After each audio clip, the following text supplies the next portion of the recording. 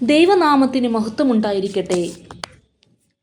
വലിയ നോമ്പിൻ്റെ 17-ാം ദിവസത്തിലേക്ക് സഭ നിശ്ചയിച്ചിരിക്കുന്ന വേദഭാഗം വിശുദ്ധ യോഹന്നാൻ എഴുതിയ സുവിശേഷം 12-ാം അധ്യായത്തിൻ്റെ 1 മുതൽ 8 വരെയുള്ള വാക്യങ്ങളാണ്.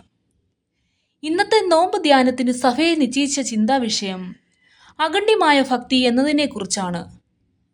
ഈ വേദഭാഗത്തിൻ്റെ പശ്ചാത്തലം ബെഥാനിയിൽ യേശു കർത്താവ് പെസഹായ്ക്ക് മുമ്പ് വന്നപ്പോൾ മറിയ യേശുവിനോട് കാണിച്ച സ്നേഹത്തിൻ്റെയും ഭക്തിയുടെയും പ്രകടനമായി യേശുവിൻ്റെ പാദങ്ങളിൽ വിലയേറിയ സുഗന്ധ തൈലം പൂശുകയും ഇത് മനോഹരമായ ഒരു ആരാധനക്രിയയായി കാണുന്നു.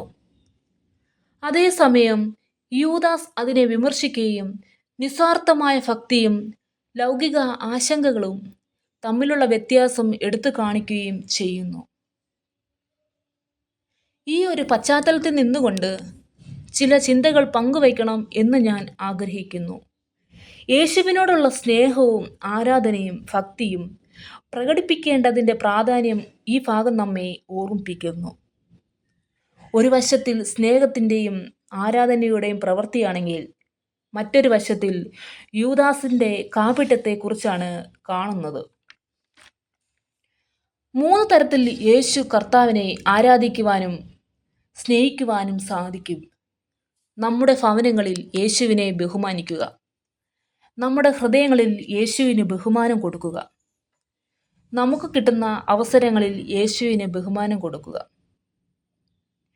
പുറമേ നിന്ന് നോക്കുന്നവർക്ക് ദൈവത്തോടുള്ള ആരാധനയും ഭക്തിയും അശാസ്യമായി തോന്നുകയും അതിനെ എതിർക്കുകയും ചെയ്യും.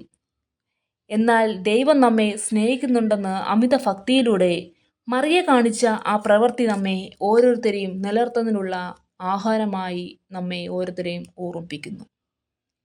ദരിദ്രരെ സഹായിക്കേണ്ടതിനും കാപട്യത്തെയും അത്യാഗ്രഹത്തെയും ഒഴിവാക്കേണ്ടതിൻ്റെ ആവശ്യകത ക്രിസ്തു നമ്മെ പഠിപ്പിക്കുന്നു. ആയതിനാൽ യേശുവിൻ്റെ മൂല്യം തിരിച്ചറിഞ്ഞ് മറിയ കാണിച്ച പ്രവൃത്തി പോലെ നമുക്കും ഒന്നിച്ചു നിന്ന് കർത്താവിനെ സ്വന്തം രക്ഷിതാവായി സ്വീകരിക്കുകയും ആരാധിക്കുകയും ചെയ്യണം.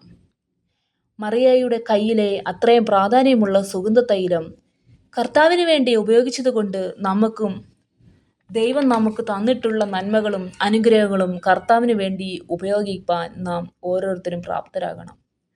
ആയത് പരിശുദ്ധാത്മാവ് നമ്മെ ഓരോരുത്തരെയും സഹായിക്കട്ടെ എന്ന് പ്രാർത്ഥിച്ചുകൊണ്ട് ഈ ധ്യാനം ഇവിടെ അവസാനിപ്പിക്കുന്നു. ദൈവം നമ്മെ ഓരോരുത്തരെയും അനുഗ്രഹിക്കട്ടെ.